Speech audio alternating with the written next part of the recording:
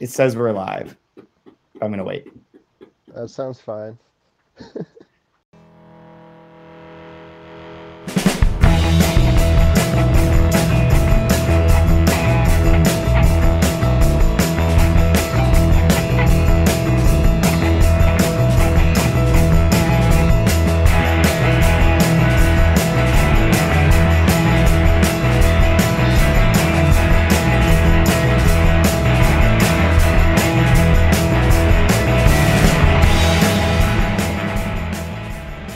Okay, welcome to 2 Month Review, the weekly podcast from Open Letter and 3%, in which we take one giant book, break it down bit by bit, section by section, talk about it, analyze it, have fun, make jokes, do whatever. This season, we are going over Kjersti Skomsvold's Monsterhuman, and I'm joined today by Patrick Smith. How are you doing, Patrick? I'm doing well. How about you?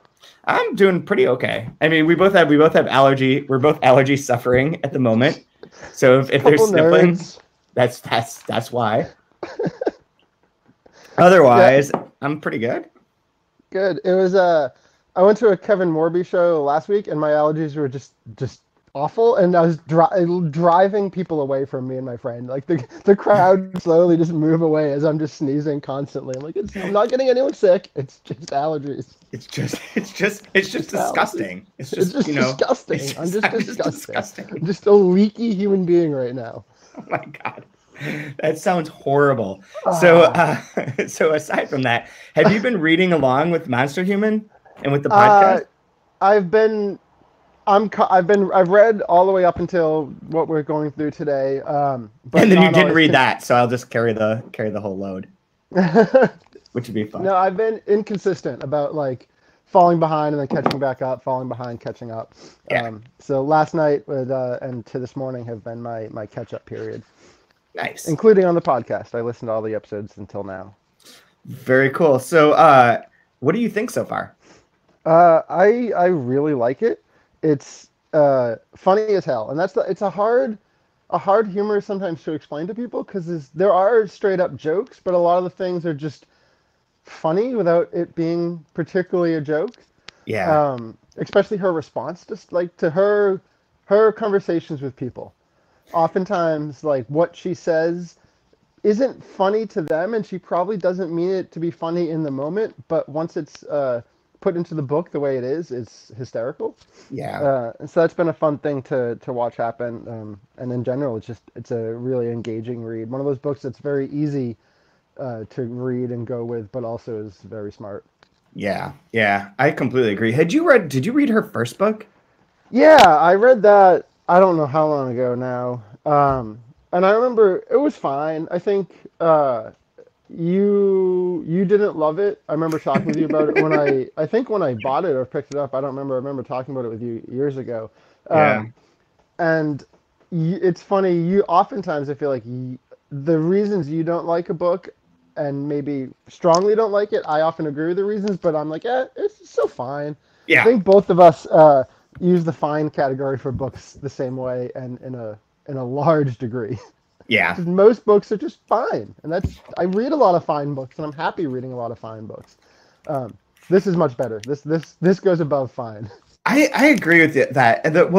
To dwell on that fine thing for a second, like because of how numbers work there, if you read enough books, like the majority will be in the middle and like within like a standard deviation above or below the middle. And like most books will have to fall into that category. Like 2/3 of them will fall into that category. So it takes something special to be more than just like fine or like, acceptably good. I reread it this weekend. Oh, nice. What'd you think? I had a similar reaction to the first time, I think, where like, I do think it's good and I appreciate it more now than I probably did then. Like, I think I read it when it was like, when a lot of the stuff related to having worked at Delkey that published it was still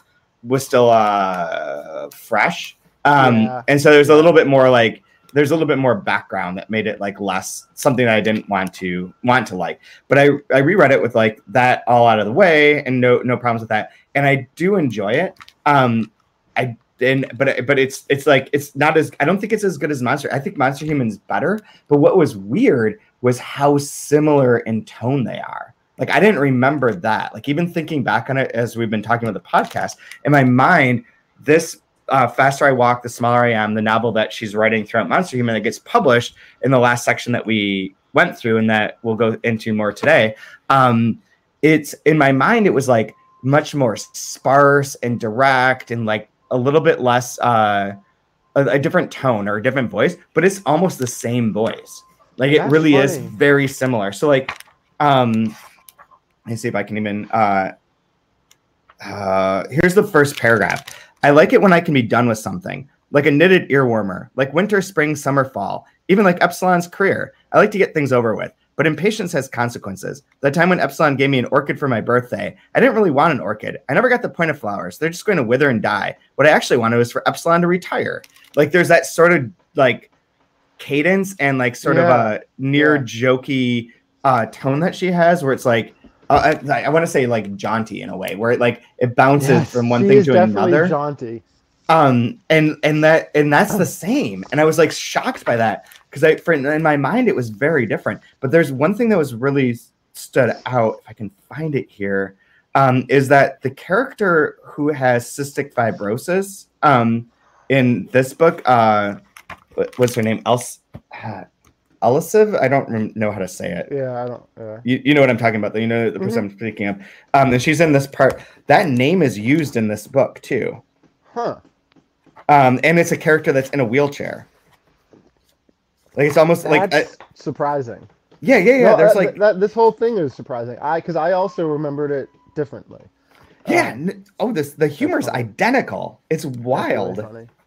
I want to reread it now. I don't know if I am missing part of my library, and I like in the S's area. So like M's through S are just not currently with me, and so that's probably in there. So I can't reread it. I didn't even look though. I should have looked. Yeah, I don't know where my copy is either. I went and got it from the library. It seemed easier than going and digging through books in the basement. But no, it's really interesting that it is so similar in tone, and I get why this book was very popular and like won the awards and everything because it is well done. It is very much about like a woman who's like wants to do something, but doesn't know what that is. She's constantly talking about her husband who's gone. In a way that you're not certain that he's gone or like what time it is. But it's very, it is better than I remember. There's still parts of like, it relies on this idea that like she loves things to rhyme. And this is what bugged me the first time is that like the rhymes don't quite work in English the same way. Or like if they do, they seem like a strain or like, it'll be like a long sentence. So it'd be like, oh, you know, I don't want to lie to people. But, you know, there's going to come a time where I'm going to lie down and I'm going to die. That rhymes. And you're like, oh, God, come on. Like, that's not like, I feel like in like other ways it would be like so adjacent and witty. And then for some reason, like when it comes out in the English, it feels a bit more strained, but like, I get it. And it's only in there like 8 times. So it's not like a big deal, but it is very good. It's very interesting. It's very much like a character portrait. So like as a compliment to Monsterhuman, it's pretty interesting to read because it is like so small. It's like 140 very small pages. For anyone watching on YouTube, you can see that the size of the book is much, much smaller than Monsterhuman. But it's like captures a woman's consciousness very, very clearly. And Monsterhuman, I think, does that too, and does that in like that sprawling, fun way that's very filled with contradictions that I really like. Yeah, I think that the contradictions part is one of the things that really makes Monsterhuman work. And I think it's also, again, my memory of Faster I Walk is that it was kind of striving for sincerity, like really wanting you to feel how sincere that she's being. Whereas in Monsterhuman, that work doesn't feel as present. You actually feel it is more sincere because the work isn't quite as present as the way I felt it in The Faster I Walk. Yeah, I remember having a hard time when I read Faster I Walk too, being like, this woman's like 30 years old and she's trying to imagine like someone at the end of their lives, like everything's gone and they want to die and like they're trying to accomplish something. And it felt a little bit like a guess, but like given that she spent now knowing through Monsterhuman that she spent that time, like it changed that dramatically for me. Like it didn't feel quite so like trying to be like a Brooklynite envisioning what an old person is like, but like Exactly. actually like, okay, yeah, I respect this much more now. Which is, you know, you got to read things a couple times sometimes. That's true, especially if they're actually good. Yeah, very true. So this today we're supposed to go over pages 316 through 360, which is the middle section of East of the River. Is it East of the River? Right. Am I remembering that right? Yes, I believe so. And yeah, East of the River. And it's a section in which like the main thing is that her book has come out. The first part that we went through last week, her book had come out and she got like a lot of attention for it. She did all these interviews, and now it's like kind of finishing that up, and it's over. And I think that that's interesting too. Like this book, like there's moments where like you can be like, oh man, why like she's so self-involved about like the interviews and all this stuff, and then it like acknowledges that in the next section and moves on. It makes it so interesting. Like it is the reason I really like this book is because it is so multifaceted and not trying to be one particular presentation of a human being or of a person, but like that she contains all these different concepts of herself and different ways in which she's interacting with the world. I really love that. Yeah, I mean, I think that's the constant. She admits it. She's trying to find out who she wants to be, who other people see her as, who she is, and those are all three very similar things that also shift and change as life goes on. And then especially now, she's been working on this book for a while now, but this is when it really seems to kick off that she's thinking about this Monsterhuman book. Yeah. And then there's the actual writing of it is again a version of yourself. You know, how are you presenting yourself in this literary way versus how are you uncovering yourself in your actually day-to-day life? Yeah, absolutely. I'm going to start there actually with a quote on 355. So this is jumping ahead towards the end of this part, but it doesn't really make any difference. But when she's talking about how this guy whose name is I'm going to mispronounce it, but Thuray Eric Sunday, not sure. Sunday, who knows, is talking, and she says it's somewhat unpleasant when he talks about himself. He says that he is so weird. I'm so weird, says Sunday, smiling, and I realize why Hilda always had such a twisted expression on her face when I describe myself. I should stop doing that. In any case, one thing is certain. After 2 years of writing school, with an endless parade of visiting authors, I've noticed there's a difference between men and women when they talk about themselves in their own writing. One must take big words for what they are, as incompetence not to be heeded. Bragging and self-importance is the poetry of man, and he uses it all his life to gain attention and comfort. Then she goes on. This summarizes... Oh, well, I'll read the whole thing. And then they speak so beautifully about the great book that contains everything. And of course, this is the book that I'm writing now. She was 30 years old when she took on the task. This summarizes my contradictory self-confidence, the belief, the certainty that I can do it, come what may. At the same time, this doubt, this feeling of never being good enough. But now I just describe myself as precisely what I'm not supposed to do. It makes things so unpleasant for others. Which is like, just essentially like this entire book is her describing herself. Making it unpleasant for others in a way. And a lot of times it seems that when she's alone is when she doubts herself, and when someone points out the reasons to doubt herself is when she gets confident again. Yeah. Like there's a she's not outright confrontational pretty much ever, although there are scenes with Hilde where she confronts what their relationship is. Yeah. But she's often subtly confrontational, and that's when she's like building herself. Like I'm skipping back to a line that I think I was contemplating using as a favorite line. That's okay. Where is the hell is it though? It's when someone says they don't really read novels anymore. Oh. Says, oh, you only read poetry then? Yeah. And that's another one of those lines that you're like, when she said that, in that context, is she making fun of the person? Yeah. Or is she actually being sincere, like not grasping that this person is saying they don't really read at all anymore? It's this, and it's nice because in the context, in the book, it becomes a poke at the person, it becomes a mocking of this person who is an author who's not reading, which I think most people associate authors with doing. Yeah. And it's fun the way she's constantly kind of poking at people, but not really. And it's how she kind of builds herself up from her moments of lacking confidence. Yeah, yeah, exactly. It's like it doesn't feel like antagonistic. It's like an awkward sort of poking, like a Right. like not quite getting the world at full. Man, there's some creepy shit in this chapter. I forgot about Yes. 326 has the Dag Solstad quote. He says, "I look good from behind. That must be the Oh nicest God. compliment I've ever received." Dag Solstad like is like a quintessentially Yeah. like old male Norwegian author that like people love. Like, Yep. this is exactly what I suspect he is. But to go on with how she complicates things, there's the line where I can't find anything. Yeah. She is, annoyed that someone. Oh God, she's annoyed that no, I hate knowing on like where on a page a line is, but never being able to find it.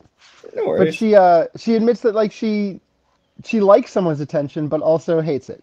Which Oh, right. is, do you know what I'm talking about? Do you have I any idea do where it know what you're is? talking about, but I do not know where it is. Yeah, but there is the constant contradiction, which is a pleasant tension in the book. Yeah, yeah, absolutely. Oh, right here. Let me know if you ever need a house, he says. That's a pickup line, but I don't realize it until it's too late. I don't think that I have a chance with such beautiful people, is the one Well, that I was thinking of. that's not That's even the not the one I one was you're thinking thinking of. of, but that's another one. Like there's it's someone who if she says it, basically she admits if she stands up to someone, he might not call her pretty anymore, and she likes being told she's pretty. Oh, right, right, right. Yeah. God, I don't And know. I have no idea where that is, but I know exactly yeah, what you're talking about. and that it's this constant honesty in this book. Like it's a difficult honesty throughout this book, both about herself and about others, and that means that she can contradict herself because honesty often is going to involve a lot of contradictions.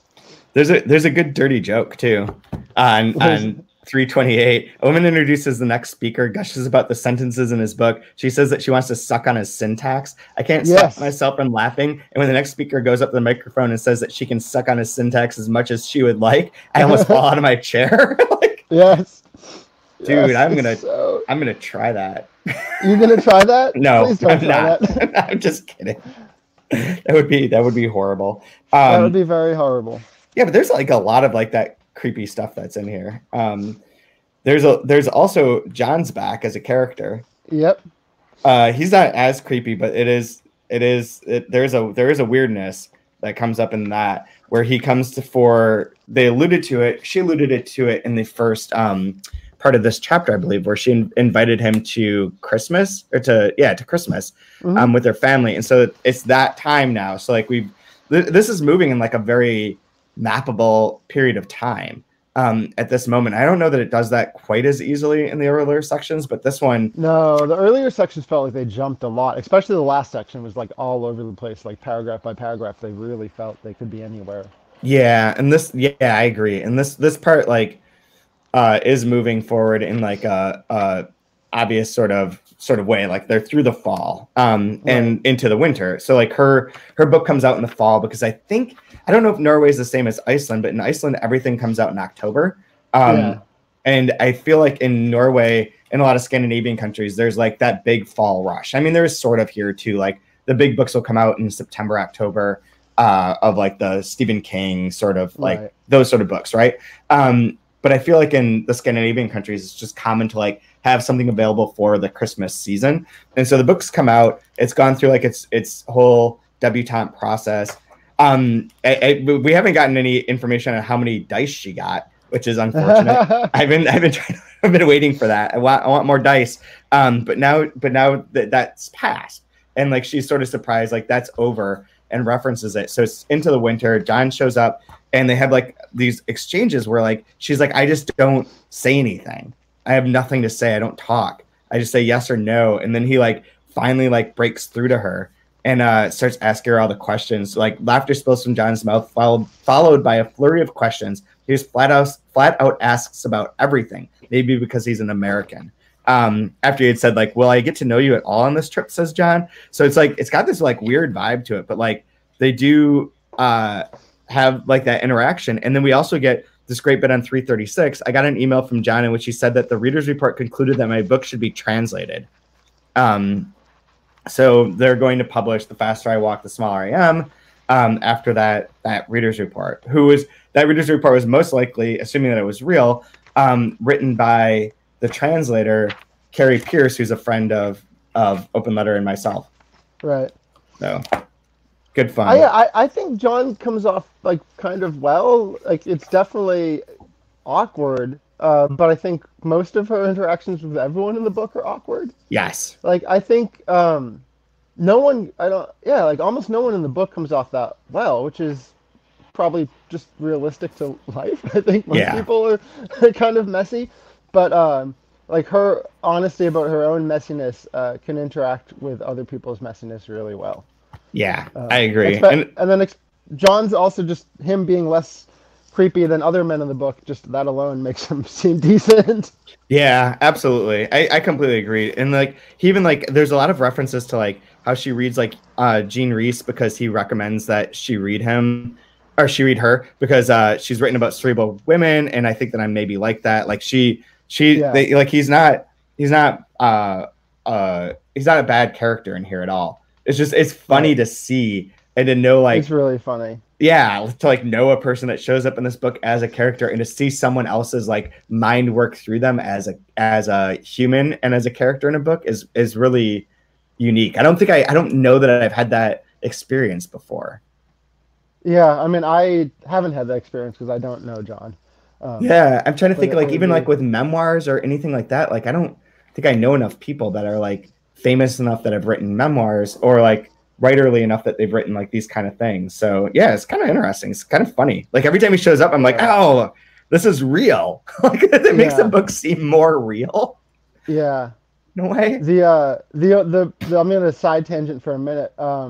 I went to Montreal this week, whatever, I don't know, for a release of the English translation of The Dishwasher, which is a nice hit in Quebec. And a lot of that book is based on his life, and that that stuff doesn't interest me to read that book autobiographically. There's way more interesting ways to read it, but I know that it is pretty true to life. And there's a cook in it who is just this insane figure in the book.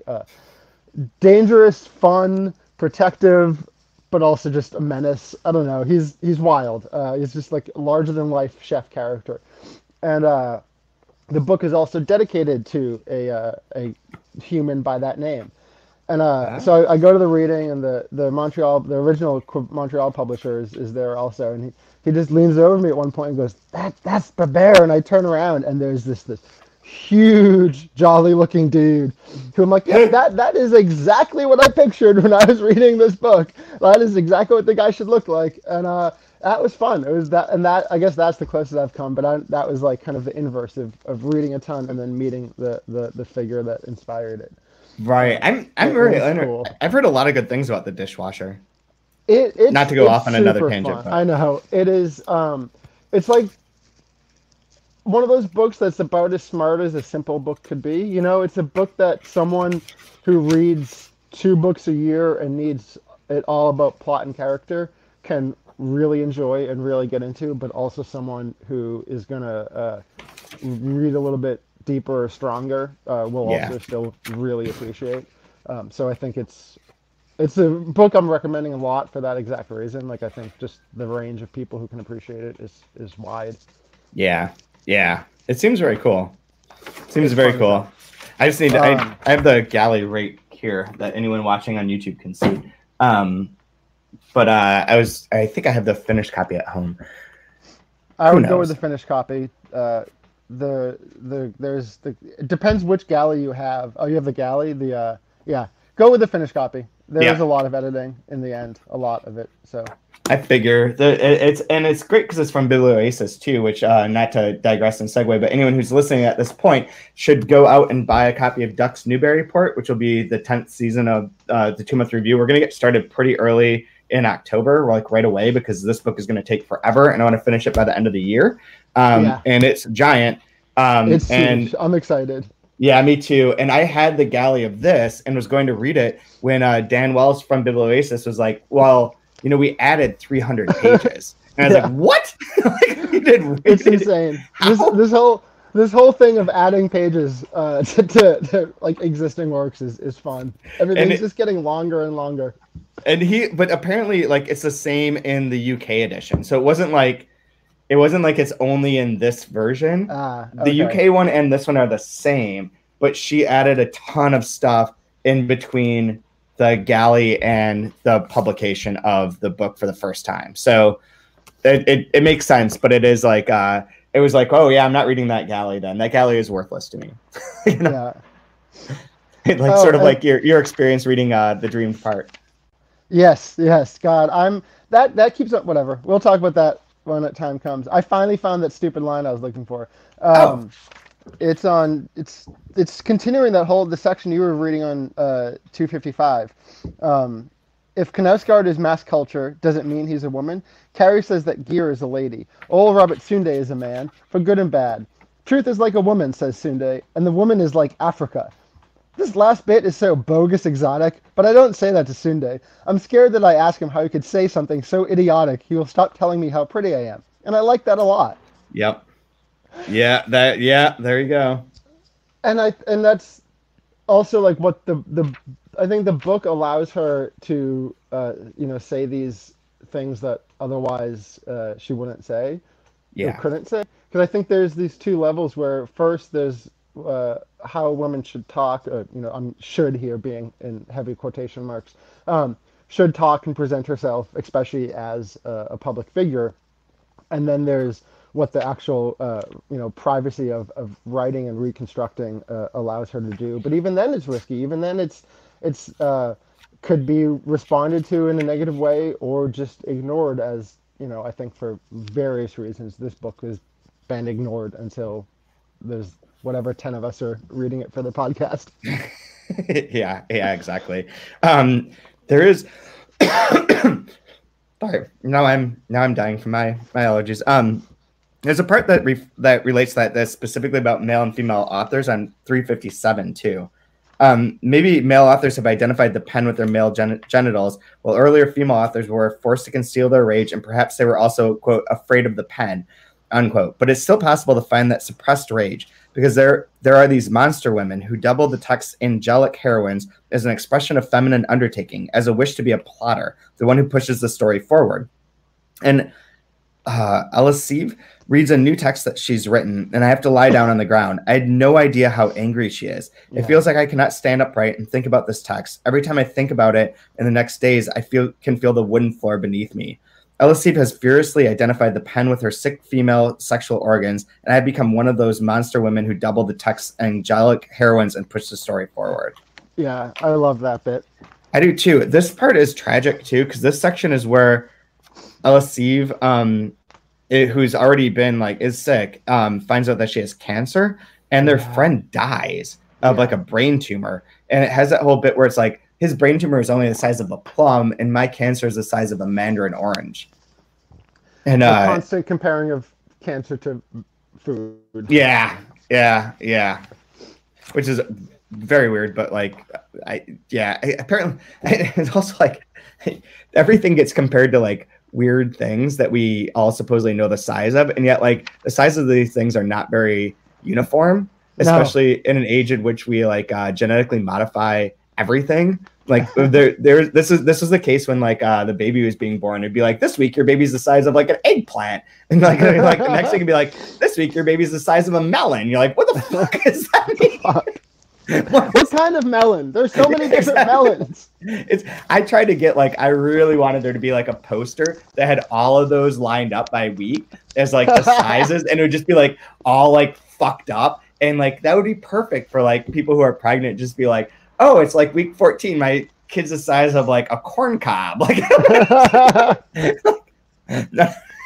just to put it in stark relief, because it's like, it is insane. But yeah, that part's super sad, because it referenced that he was going to die in the last section that we read, where it said like, this is the last time that I'm ever going to be around him or talk to him. And then now that he passes away is like really intense, and she calls everyone or has to tell everyone. And then her friend who has cystic fibrosis is like, well, also I have cancer, and she's like, that is super not fair. You have too much. You already have enough problems. You don't need that. It's a sad section. The line that so she talks about someone who was I once read about a soldier lying in hospital without a face, without being able to move. They thought he was brain dead. They kept him alive as a kind of experiment. But a nurse began to take interest in him, and in a year they were able to figure out a language. Maybe it was by using his breathing. The first sentence that he was able to say to her was, "Kill me."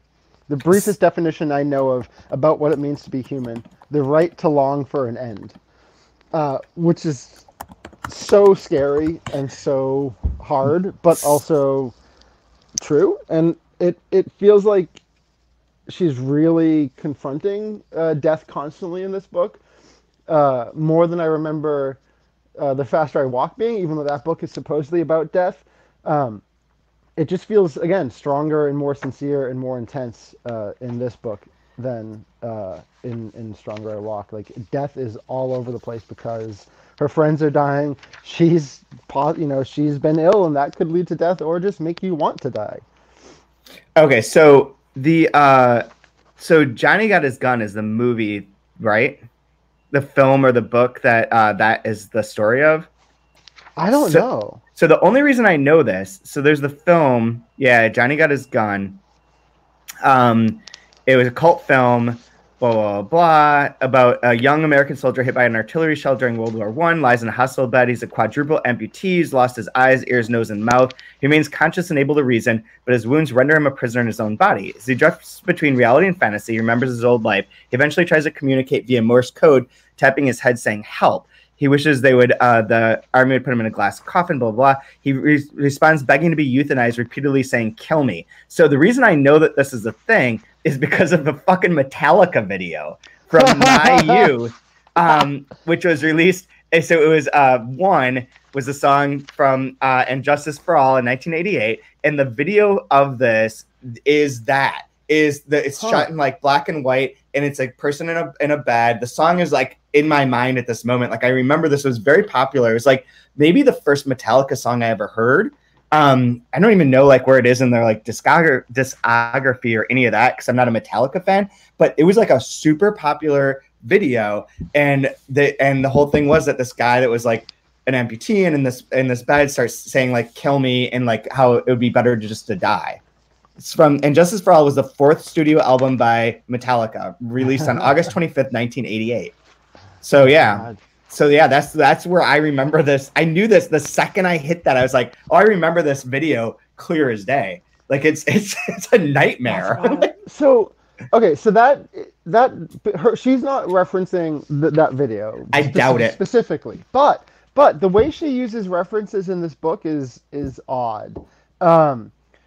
So on page 243, she says, "My first book was written from my background in science. I didn't know very much about literature. While with my second book, I want to stretch out towards literary influences. I want to imitate the great writers, to steal their sentences and act like they were my own." Have you noticed that in this book or no? Oh, interesting. Because there is a line way earlier that is a complete paraphrasing, reworking of a Kafka line without any acknowledgement whatsoever. And yeah, I'm curious if that was just one specific one, or if there are more of those than I've noticed. Because I noticed that line. I was like, "Oh, that's kind of weird and cool that she completely threw this line in there. Doesn't mention Kafka. It's not. It's a reference, but it's only a reference if you know the referent. Whereas a lot of times, with Faizan, he's constantly referencing, and most of them are straight acknowledged, like straight, he's talking about Pink Floyd, he's talking about whatever, he's talking about his reference. Yeah. Whereas in this, I'm wondering like how many lines are there in this book that are like that, because I'm not smart enough to catch many of them. Like there could be tons that I miss because I'm a moron. But I caught the Kafka one, and have you noticed anything like that or no? I haven't been paying that close attention, but that part also continues on where it says, "Allow a few proverbs from the Bible to seep in as well. There's always some that could fit." So like, I suspect that there are things that are in here. Yeah. Like the references that I've been paying attention to are every time she names someone, and that every single one of those people I sort of more or less know of. Even like Mircea Cartarescu. Although Europe Has the Shape of My Brain, I have no idea what book that is. No concept. I only know his that one. Blinding. Yeah. And Nostalgia is the other one that was translated for New Directions. Yeah, I don't know if this is that under a different title or what it is, but yeah, those ones are obvious and are in there, but I don't know about the lines themselves.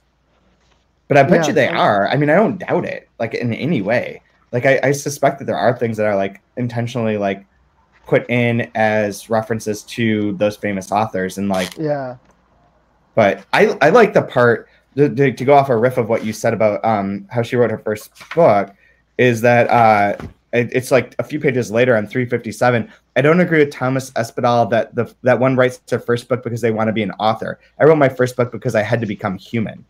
Yeah. And I feel like that showed up earlier, something to that effect. I think it's when John actually asked her earlier, like, why did you write your book? And she's like, I don't know. Or what were you trying to do? And she's like, thinks about it for a while. And she's like, try to become human. Let's see if I can find that.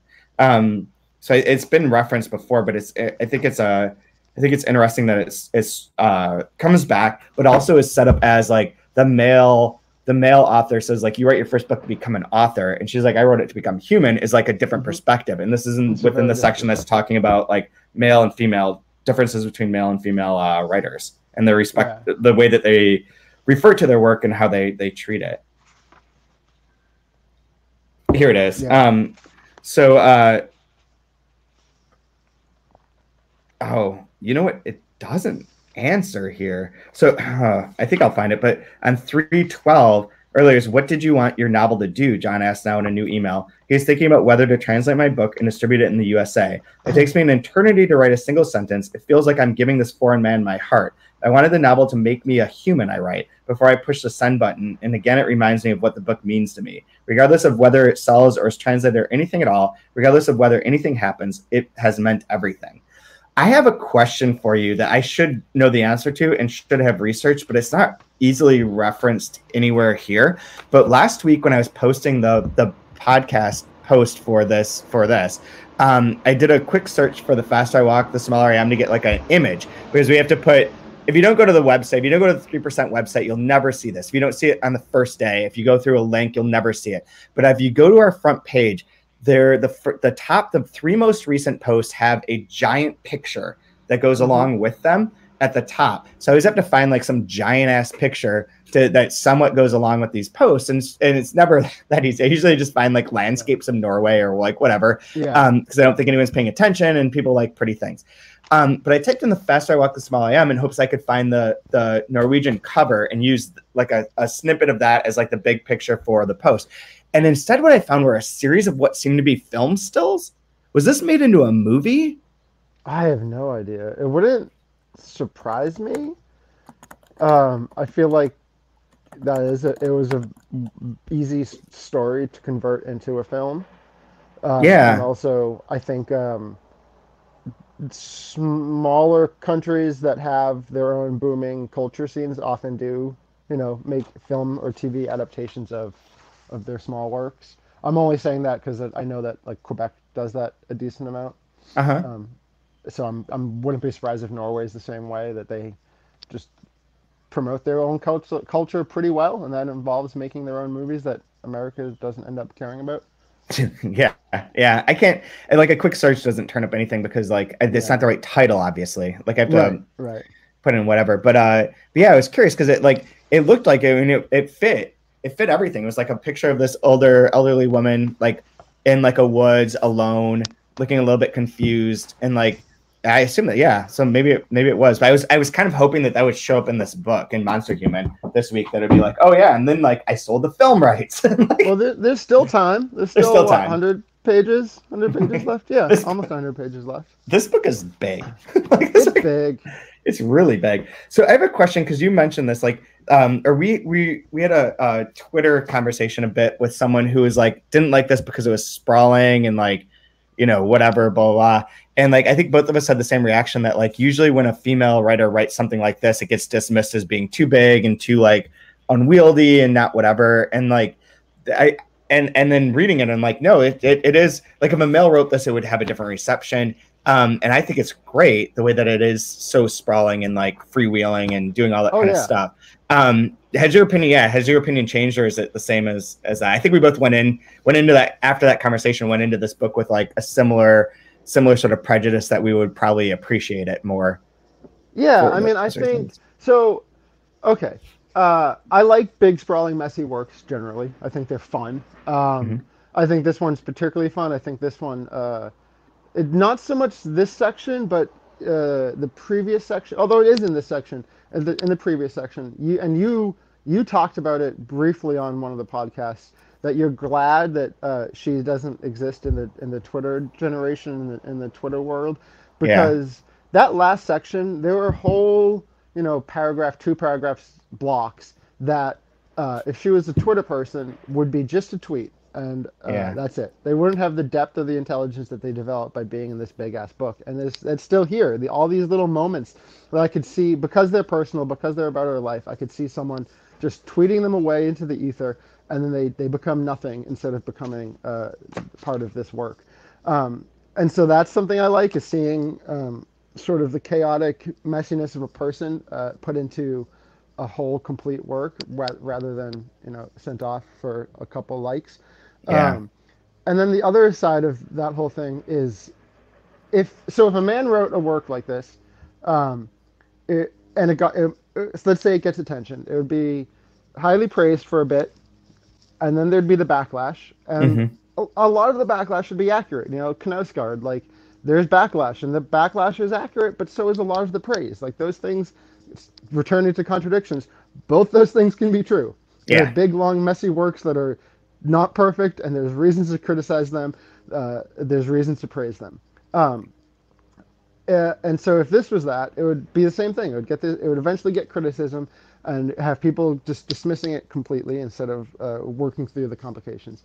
But to me, the frustrating part, and the reason I was excited to read this book and am enjoying it thoroughly, is that I think the answer to that, the answer to the over-the-top praise that a big work by a male would get, the answer to that isn't tearing down that work, it's building up other works. Yeah. And so I think it's frustrating to me that a lot of the people who would do something like criticize Knausgaard heavily, or criticize the male version of this book heavily, wouldn't then pick up something like this.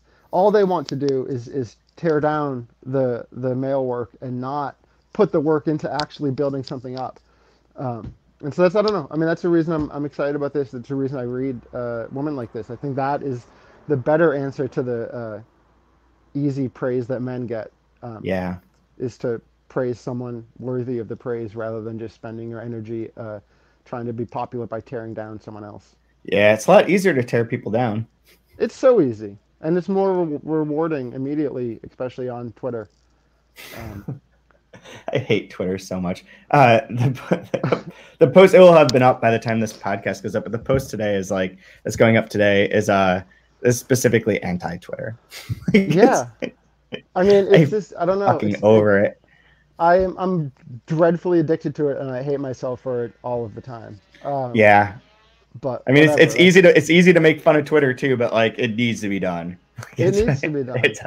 It's a horrible thing. But it's like, how else do you try to get any attention for a book like this? Or the Marie Claire Blais? Are you still reading them? Or no? No, I keep trying to get to the second one, and I keep running out of time because I make too many like obligations for myself, and that's like a fun thing, and like the obligations start to take up too much time. Same. I've made it through the second. I have the third and the fourth, and I haven't started them yet. But I was in Norway with someone from House of Anansi, who I believe they said that they are continuing to translate them. So like the ones that have been translated will be coming out. Another one is coming out. They've changed the translator. But another one is coming out. So for anyone listening who's not aware of this, so Marie Claire Blais is a very famous Quebecois author who's written. Her first book came out in like the 60s, I believe, like the early 60s. Something like that. She's been around forever. She's been around for quite a time, and like has written like some like 36 novels, and some of them have been like award-winning, very popular. A number of them have been translated. I don't know that she ever got any attention here in the States that is Even though she lives in equivalent. America. Yeah, she lives in Key West, I believe. Yeah, And like she had like permanently. yeah, and she had like a very like a love affair with like a very influential person as well. But I can't remember the details of that, but like it makes sense that like she should have become more popular than she is. And like her last works that she's been writing over the past, I guess, like 15, 20 years, is Yeah. a series of books that involve like I don't even know how many like 100 characters, but are like all stream of consciousness going in and out of different characters at different settings, and they sort of build off of one another and build out this world that's like our world at the around the year 2000.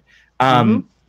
And they are very like Virginia Woolf heavy influenced, and they're very big, they're very sprawling, and they're the sort of thing that this project is like, as it's on the level of the Knausgaard project in terms of its size and in terms of its like its space, although it's very, very different. It's I got would a say the similar space sort of is thing. larger because it's. I Yeah. mean, she's all over the place in what aspects of North American culture she's writing about and the perspectives that she's writing about. Whereas Knausgaard was obviously, famously about his navel. Yeah, and they're both Although, very ambitious though, yes, in they're different extremely ways. They're both ambitious. equally ambitious, and like I don't know anyone who's read these books except for like a handful of like you and Caitlin Baker and like Mm-hmm. a few people. But they're really the first one, anyways, is really interesting. It's really it takes time, it takes commitment, but it should be discussed. And I feel like because I feel like she really is getting dismissed because she's a female that writes in French and in Quebecois French. Yeah, but And no other she's writing reason. about writing about things that people act like they care. I mean, she's writing the second book has content about police violence against Black people, and she wrote that in like 90 something, and Yeah. she's this white woman from Quebec, but no one gives a shit because again, it's easier to just complain. It's easier to complain. It's easier to find the thing to complain about than it is Yeah, to appreciate the thing that exists. it's easier to say that only men write big, long, huge, ambitious projects and that they're doing it out of ego. And it's easier to say that than it is to read big, long, ambitious projects by women. I think what you mean is that they do it because their dicks are small. Yes, they do it because their dicks are small. Yeah, that's gonna be the case with this Ducks Newburyport. It'll be interesting to see. Like, I'm fascinated by like how it's going to get received. Like the Booker Prize, being a finalist for the Booker Prize is so huge and has been so good for Biblioasis and for everyone. And it led to like a daily New York Times review, which is a rarity for like experimental book of this sort. I mean, it is not in translation. If this were translated, there's not a chance that would happen, no matter what. No matter what. Like it would have to win the Man Booker, and like the author would have to be something else. Something else would have to happen for it to be able to get to that level. I mean, Flights comes close to the Olga Tokarczuk, but it's partially because of her. So the book won the Man Booker, but then she's also like so outspoken. The Book of Jacob was like condemned by Polish people for being like pro-Jewish and anti-nationalist, and like Poland's just a fucking mess politically. And so there's like enough other things that make it get that kind of attention. But if Ducks Newburyport were translated at this point in time, would not be getting that. It would not be getting those reviews. So it'll be interesting to see like as it goes along. There's going to be like the yes, let's get on board. It's an angry woman's rant. Let's do this. And then I'm sure there's going to be people who are like, no, it's just like long and shitty and doesn't need to be so long. And it'll have that backlash at some point in time. No, but you can't have that backlash. You don't think so? No, because that backlash is sexist. That's fair. But I wonder what will happen. I think it's gonna be great. I can't wait to get started on it, to be honest. I'm excited. Like I'm loving Monsterhuman, but I am looking ahead to like, oh man, when we get into this Ducks thing, like you just flip open pages and it's like wild and looks like it's got like a lot of good rant. I feel like it's gonna be a very fun and funny book to read and talk about. Yeah. I don't know. Let's returning to Monsterhuman. Yep. So Hilde seems to be slipping away, at least in this section. What do you make of the Hilde? So I know you and Brian have tried to figure out who it is, and I'm assuming that it isn't a composite, that it is actually a woman. There probably is like a Hilde author who we just don't know. Yeah. and that's who it is. And so, what do you make of their relationship overall? And is it over in your mind, or is it just this lapse period? And does Hilde have to come back?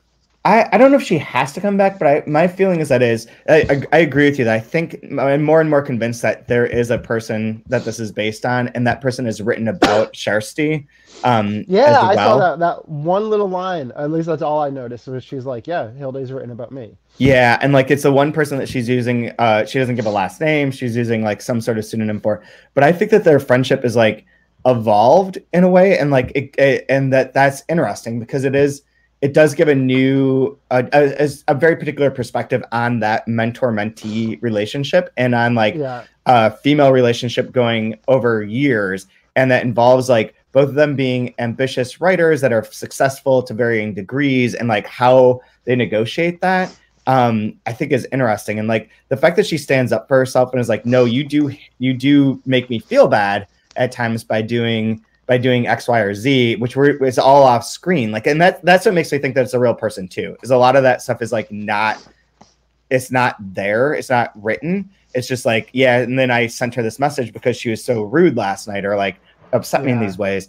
I think that with a lot of the other characters in here, that stuff gets written on the page and we see it directly. So I do think it's a person, but I think that they're coming to terms with each other. Like it would be super weird. I mean, it's super weird to think about being someone's teacher and then becoming their friend in that way, and like being yeah, in the same field and like having that relationship. So when she said like at some point in time, like I'm going to be a better writer than Hilda or Hildy, that's and how is she going to deal with that? Like that's a very real concern. yeah. And I think, I mean, there's a bit. I don't think it's in this section. I think there's a earlier bit where she references like what essentially was a date, even though it wasn't a date, and there is that there is like almost romantic tension or something close to romantic tension between them, and Yeah. I don't know. I think it's just interesting to see such a complicated relationship portrayed without. It's I almost want to say without making it personal, which is insane considering how personal this book is. But Yeah. she's constantly stepping back from herself Yeah. while being obsessed with herself. She is kind of trying to work through these relationships with people, which is Yeah. it's fascinating to see someone do that, and it's I guess it's healthy to see someone do that. Like there's something unhealthy about self-obsession, but the way it's done in this book feels actually probably healthy for her, like cathartic. Yeah. Um, also the way she's talking about her parents' divorce in this section. I was going to She's ask about that.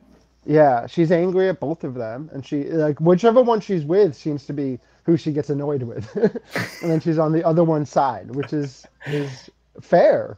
Right. I don't know. I think the I'm struggling. Like, so there's raw honesty in this book, even though at the same time it's constantly it's crafted. This is immensely Hmm. crafted. This clearly is not written in that. It's not a Tumblr blog.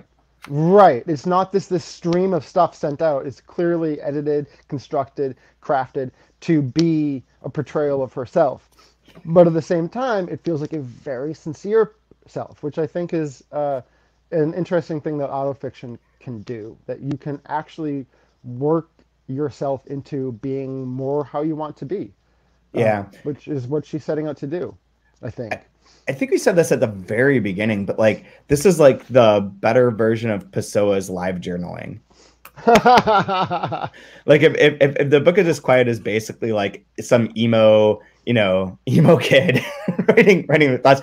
This is like got that sort of emotion and like all the varying emotions related to it, but there's so much. There's such a craft to like how it's presented. Not to say that Pessoa is not good, but Pessoa is just Right. like that raw one of those after another after another after another after another, and this seems more self-conscious in a way and makes Yeah, it dilutes that a bit and makes it more impactful when it comes up.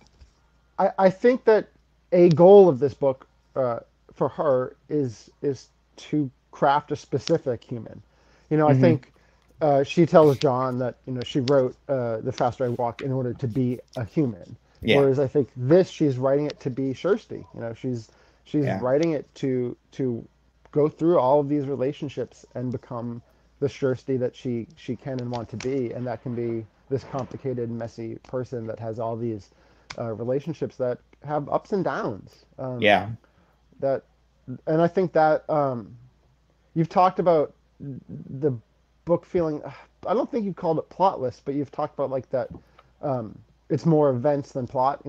Yeah. But I think there is this arc of finding herself and finding how to be with people. Right. And I think that the chaotic order of events, I think, builds into that, and that the structuring of what appears to be a chaotic order of events. Right.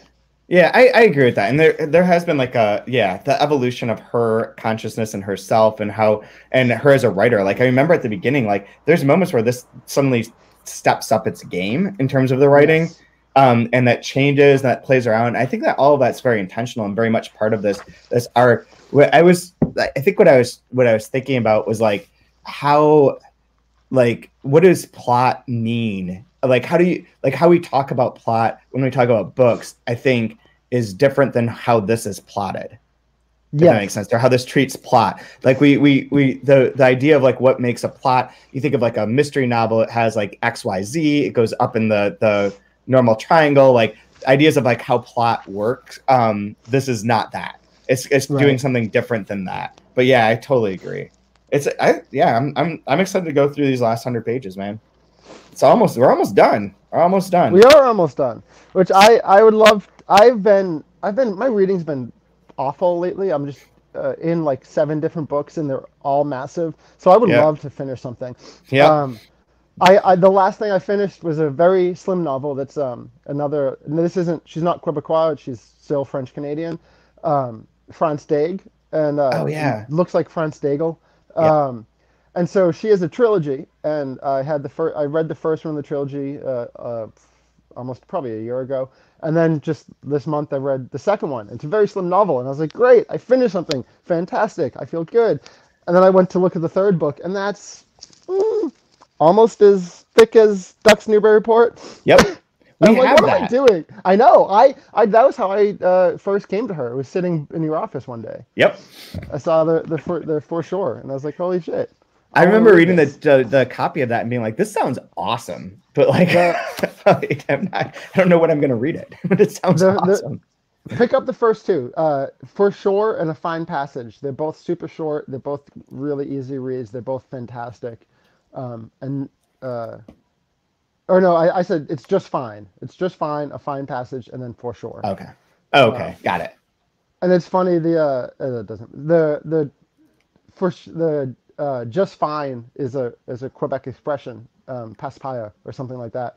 And it was fun. It was like shortly after I'd read it, I was in Montreal on a trip, and my friends, when I hang out with them, they do a very good job of switching English to me for a lot of the time, but also there's huge chunks of a dinner where they're all talking in French and I just sit there and pretend I can listen and pick up on author names or whatever. But hearing them like use the expression, I was like, holy shit, I caught an expression because of this book that is titled after the little expression. That's so funny. That's perfect. Yeah. So I have a final question for you, but I guess like to wrap this up, we'll go through our favorite lines, which I have picked out. But next week we'll be going over pages 360 through 406, which brings us to the end of East of the River. And that's the penultimate episode. And it looks like we're going to have Kjersti on the final episode. That's awesome. So awesome. The next episode should have the translator Becky Crook on. We're just figuring out timing on this. And then Kjersti said that she would come on for the last one. We just have to figure out the timing on that too. If you're one of the people who watches this on YouTube, this is up a couple days early because I'm going to be away for the next week. So we're doing that penultimate episode on Thursday, which is the same day that the podcast will drop. So if you're a YouTube viewer, you're going to want to pay attention to our posts and see and Twitter and follow open_letter on Twitter to see like when things are happening. But if you just listen to the podcast, everything will be the same. Everything comes out on Thursday. It's all all set. So my favorite quote from here is on 353. I'm going to say it before you steal it. I have to say that the autumn, with this combination of self-absorption and writer's block, has been brutal. Oh man! So wait, you said that's on 353. Yep, 353. Yeah, mine also. It starts on 352, but goes on to 353. In order for the man to be ridiculous, he must be brought close. Everything ridiculous is close. Laughter annihilates anxiety, and the piety of an object of the world, it subjects man to intimate, uninhibited contact, and thus paves the way for a limitless exploration of the man. Laughter is one of the most significant factors in the formulation of that fearlessness without which anyone I'm going to start that sentence over. Laughter is one of the most significant factors in the formulation of that fearlessness without which any genuine notion of reality would be impossible.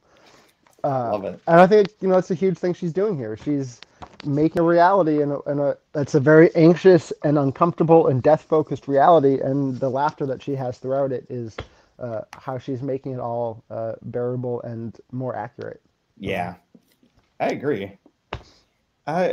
So where can people, let me ask you my question and then tell us where people can find you online. My question is, I know that you went on a tour of all Vermont bookstores over the past... Well, no, I didn't quite hit all, because some antiquarian bookstores are only, open a day or two a week, and I had to miss some of them. Yeah. But of the bookstores you visited, something. Holy crap. Yeah. So out of those, which ones would you just like to give a shout out to?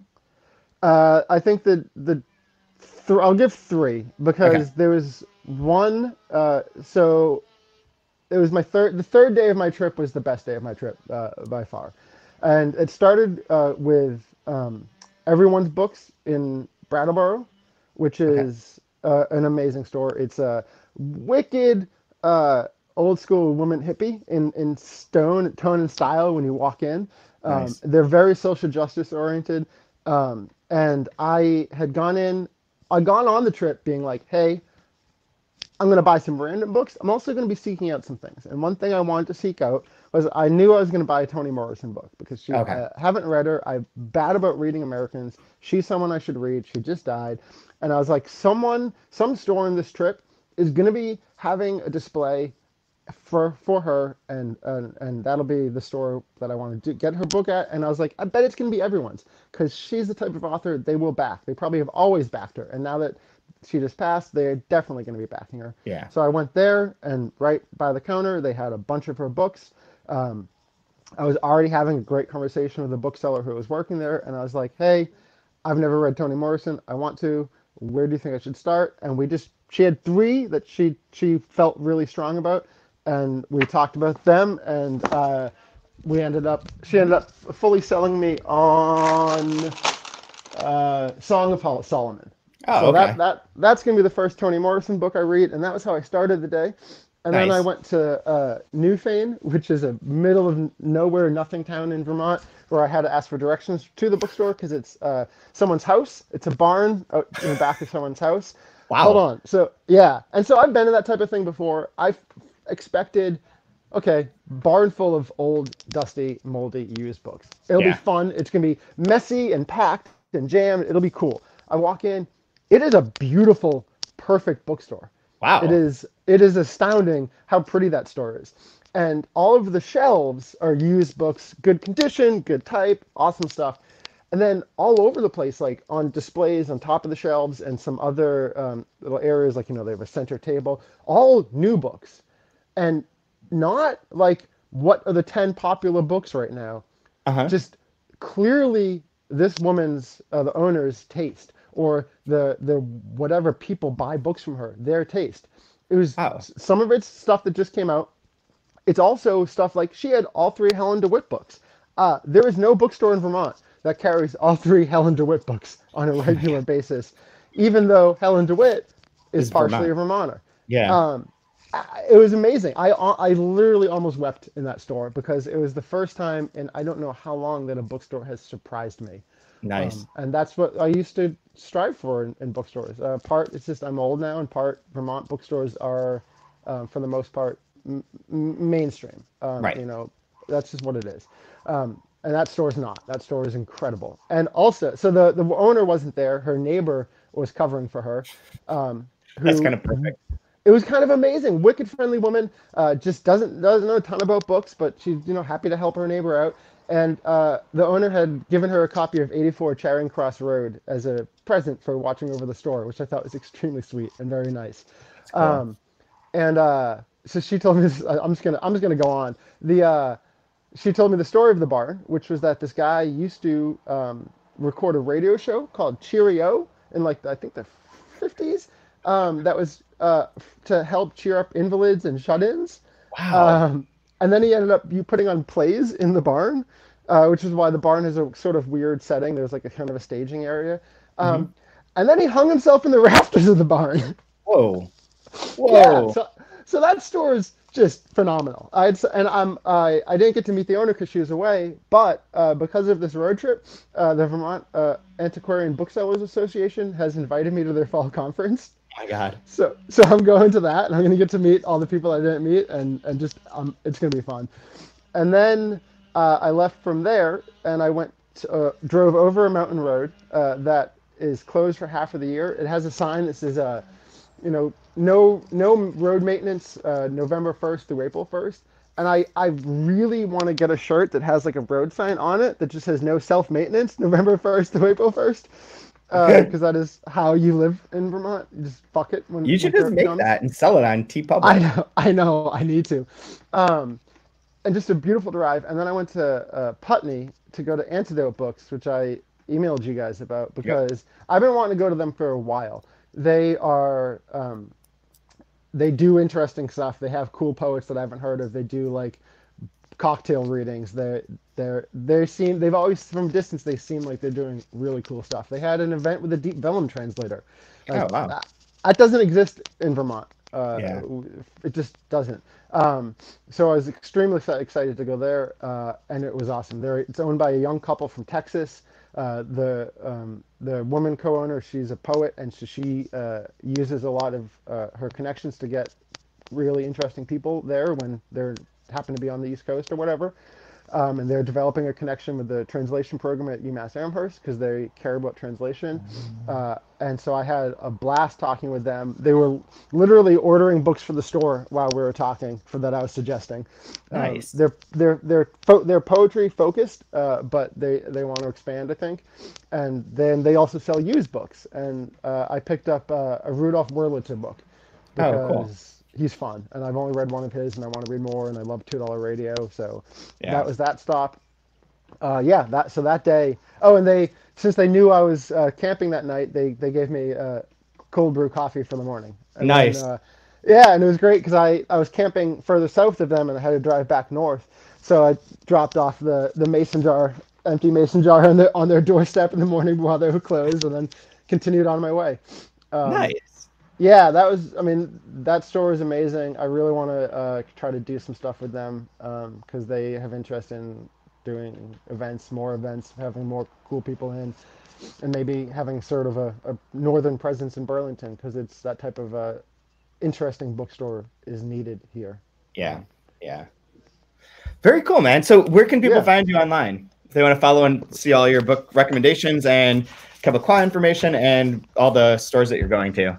On Twitter, I'm PT Smith _VT. And then on Instagram, which is where I did a lot of the photos, all of the photos of these bookstores, me and my dog. That's Green Mountain Rambler, and there's underscores somewhere in there. I forget where. I think it's Green Mountain _Rambler. I don't know. I'm not using it tons. It's mostly hikes with him and then all the bookstore stuff that I did. Very cool. Well, thank you for joining and for coming on here. And for anyone who's still listening, next episode, we're going up to page 406. We're 2 episodes away from the end. And then we move on to Duck's Newburyport by Lucy Ellman, which you should get a copy of now because it's going to be a 2-month review, but it will still be a lot of pages a day. If you want to get, or a lot of pages a week. So if you want to get a jump on it, you might want to get it now. Until next time, take care, everyone.